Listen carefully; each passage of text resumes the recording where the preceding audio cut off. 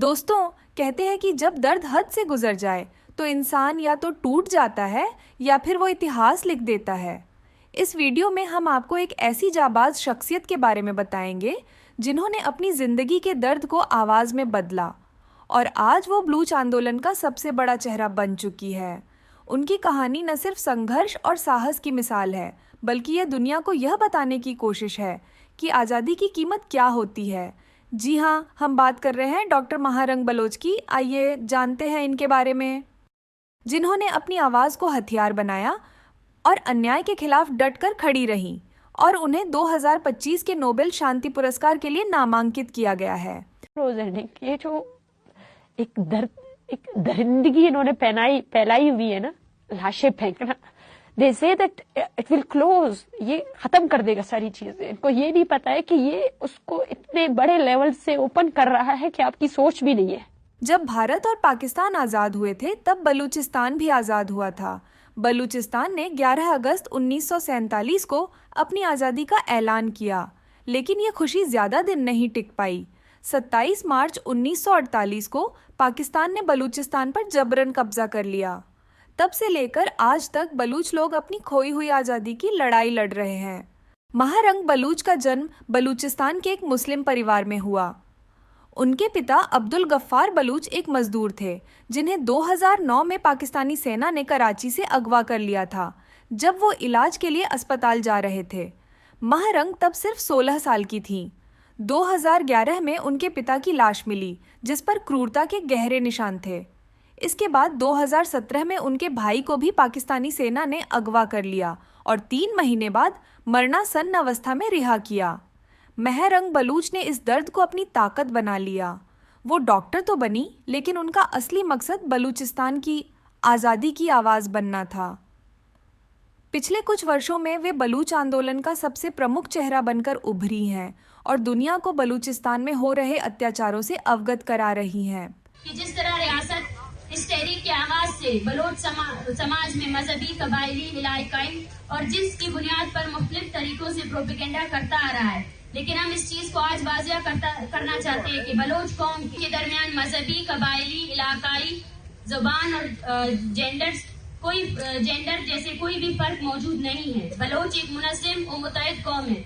बलूचिस्तान पाकिस्तान के कुल भूमि क्षेत्र का 44% हिस्सा है और अफगानिस्तान व ईरान से सीमा साझा करता है। यहाँ केवल 5% भूमि कृषि योग्य है, जबकि बाकी हिस्सा बंजर है, लेकिन तांबा, सोना, कोयला और प्राकृतिक गैस जैसे संसाधनों से भरपूर है। स्थानीय लोगों में नाराज़गी है कि सरकार इन संसाधनों से भारी मुनाफा कमाती है, लेकिन उन्हें उनके हाल पर छोड़ दिया जाता है। सन 2000 के बाद पाकिस्तानी सेना ने मारो और फेंक दो की रणनीति अपनाई, जिसमें हजारों बलूचों को मार दिया गया और कई युवाओं को गायब कर दिया गया।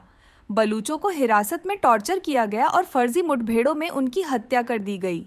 सरकार ने कार्यकर्ताओं, छात्रों, शिक्षकों और पत्रकारों को देश के लिए खतरा बताकर मार डाला, जिससे बलूचों ने अंतहीन सशस्त्र संघर्ष का रास्ता चुना। बलूच महिलाओं ने बलूच यकजहती समिति बनाई, जिसका मकसद शांतिपूर्ण आवाज़ उठाना था, लेकिन पाकिस्तानी सरकार ने इसके खिलाफ भी क्रूर नीति अपनाई।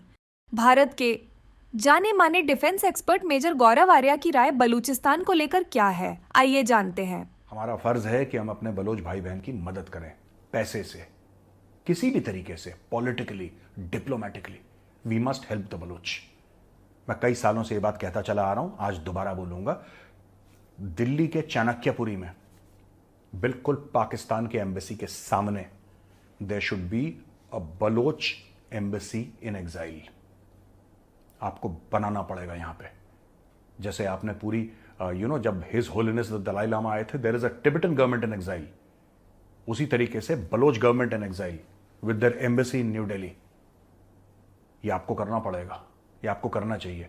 आपको एक बिल्डिंग लेनी चाहिए लंदन में जहां पे बलोच हों, आपको ब्रसल्स में करना चाहिए, राइट? आपको वॉशिंगटन डीसी में करना चाहिए। 4-5 जगह आपको बलोच लड़कों को ट्रेन करके, इंटेलेक्चुअली ट्रेन करके, मैं हथियार की ट्रेनिंग की बात नहीं कर रहा, उनको बलोच तो हजारों साल से उनके पास हथियार है, उनको कोई आपसे हथियार की ट्रेनिंग नहीं चाहिए, ठीक है? They are very good. Intellectual training, उनकी पढ़ाई लिखाई, उनको आप फीस दीजिए उनकी हार्वर्ड में, ऑक्सफर्ड में, बड़े बड़े लंदन स्कूल ऑफ इकोनॉमिक्स, यहां से उनको पढ़ाइए बलोच स्टूडेंट्स की। Indian government should sponsor their scholarships कि जाओ बेटा आप पढ़ना चाहते हो पढ़ो। उसके बाद put them in all these embassies, pay them well. अच्छा उनको पैसा डॉक्टर दे। मेहरंग बलूच जबरन गायब किए गए बलूचों की आवाज बनकर दुनिया के सामने खड़ी है। उन्होंने मानवाधिकार हनन के खिलाफ आवाज उठाई और बलूच आंदोलन का प्रमुख चेहरा बन गई। मेहरंग का मानना है, आज़ादी के लिए संघर्ष करना सिर्फ हक नहीं, फर्ज है।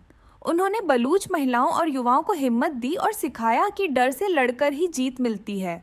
महरंग का सपना है कि बलूचिस्तान फिर से आज़ाद हो। वो कहती हैं, बलूचों की आवाज़ को दबाया नहीं जा सकता। ये आवाज़ हर उस दिल से उठेगी जो न्याय और हक में विश्वास रखता है। दोस्तों, इस वीडियो को ज़्यादा से ज़्यादा शेयर करें ताकि बलूचिस्तान के लोगों की आवाज़ सारी दुनिया तक पहुंच सके और पाकिस्तान की सच्चाई सामने आए।